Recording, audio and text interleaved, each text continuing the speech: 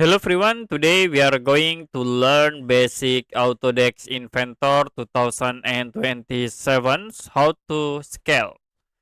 So I will create for a new part and click start to the sketch, choose the top plane. For example, you can draw a rectangle, click finish and use the extrude tools to convert into 3D.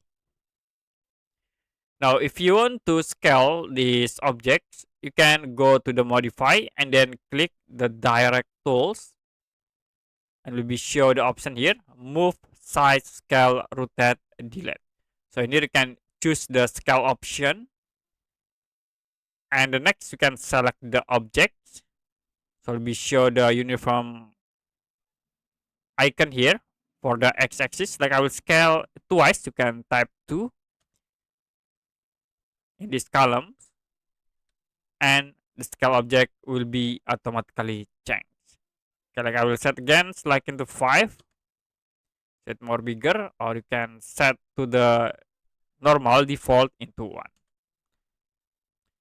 Okay, that's it for a basic Autodesk Inventor 2027 how to scale.